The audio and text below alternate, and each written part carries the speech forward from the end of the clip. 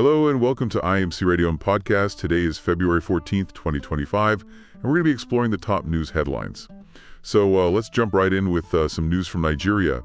Chief Samuel Ayo Adebanjo, a prominent Nigerian nationalist and leader of the Yoruba sociocultural group Afenifere, has died. He was 96. Yeah, this is a big loss. Adebanjo was really committed to an independent and progressive Nigeria. And he was more than just a voice. You know, he was a lawyer and a political organizer really working to make that vision a reality. Yeah, his family statement said that he fought tirelessly for a truly independent Nigeria right up until the end, and that he was dedicated to truth, equity, and justice. Adebanjo is survived by his wife, children, grandchildren, and great-grandchildren. And funeral arrangements are being made with his family, friends, and associates. Now, switching gears a bit, there are some pretty serious allegations being made against Nigeria's National Security Advisor, Nuhu Ribadu. These allegations come from Tigran Gambarian, a former U.S. federal agent who also worked for Binance. Gambarian was detained in Nigeria for 8 months on money laundering charges, but he claims Ribadu was actually using that arrest to extort money. Wow, if that's true, that raises some serious questions about the potential for abuse of power. Gambarian says that Ribadu demanded billions in payouts to support his political goals. So, that could suggest a larger pattern of corruption. And it gets worse. Gambarian says that Ribadu's actions created tension between the U.S. and Nigeria. He even says that this led to visa restrictions for Nigerian delegates, and that President Trump refused to meet with President Tinubu until the issue was resolved. Yeah, that would definitely be a significant diplomatic fallout. To add even more to this already complex situation, Gambarian also mentioned that the DSS, Nigeria's secret police, was involved in something related to the House of Representatives. We don't know the specifics yet, but it's definitely something to keep an eye on. Now let's move on to Canada, where the government is changing their immigration rules. They're giving immigration officers more power to revoke temporary resident visas. This includes electronic travel authorizations, temporary resident visas, and work and study permits. Oh, interesting. So it sounds like they're trying to strengthen border security and reduce the number of people who overstay their visas. It looks like there are a number of reasons why a visa might be canceled. Yeah, like if someone is convicted of a crime in Canada, or if they are studying at a school that's not approved for international students, losing your documents or even applying for permanent residency could also be a reason for your visa to be revoked. It seems like they're really focusing on how a person's circumstances might change while they're in Canada. Like, they want to make sure people are still eligible to stay throughout their time there. Yeah, it definitely looks like Canada is trying to have more control over who can stay in the country. Okay, let's turn our attention now to Liberia, where President Joseph Boakai is cracking down on corruption. He suspended over 450 government officials because they didn't declare their assets like they're supposed to by law. Wow, that's a bold move. It sounds like he's serious about transparency and accountability. It definitely sends a message that no one is above the law. And this isn't the first time this has happened recently. The president of Liberia's national oil company was suspended and is being investigated for possible corruption. That makes it seem like President Boakai is really trying to clean up his administration. It'll be interesting to see if these actions actually lead to real change in Liberia. Now, for a troubling story from Australia, 2 nurses in Sydney have been suspended for making death threats against Israeli patients on social media.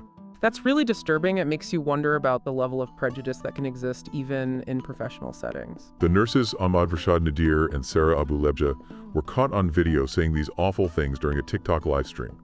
Their language was full of hate, and they even bragged about harming Israeli patients. That's just horrible. It goes way beyond expressing an opinion that's a direct threat. Yeah, the Australian Prime Minister even spoke out against the video, calling it disgusting and hate-filled.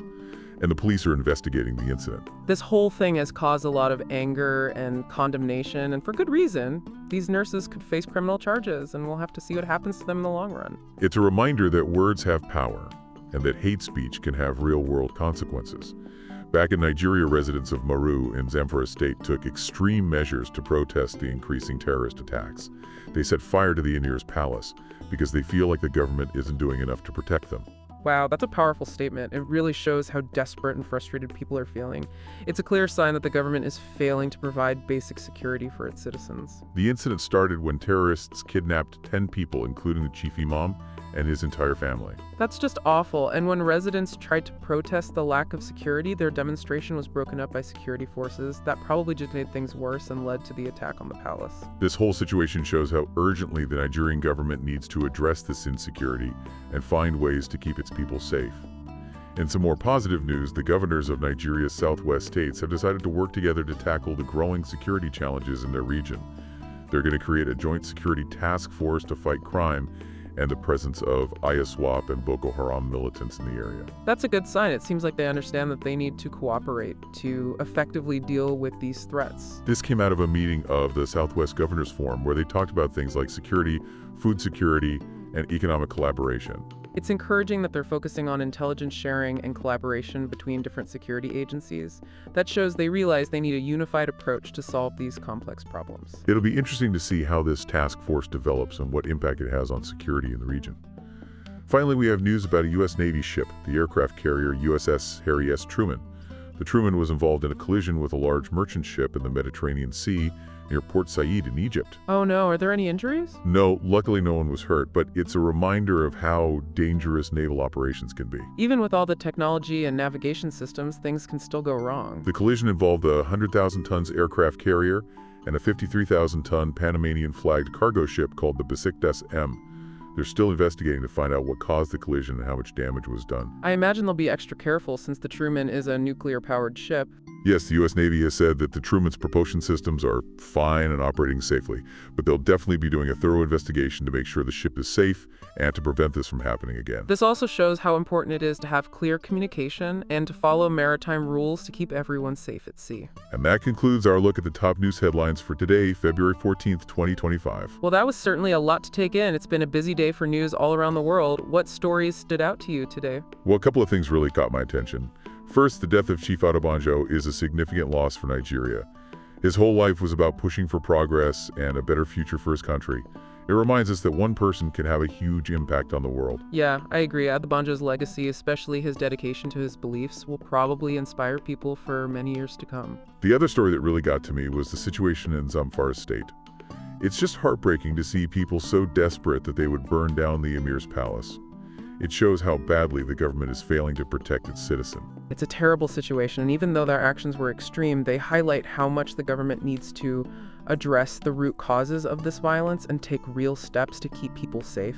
You can just feel the frustration and anger building up and pushing people to do things they wouldn't normally do. And it's not just in Zamfara State. We're seeing similar problems all over Nigeria and in other parts of the world too. It makes you wonder about the future of global security.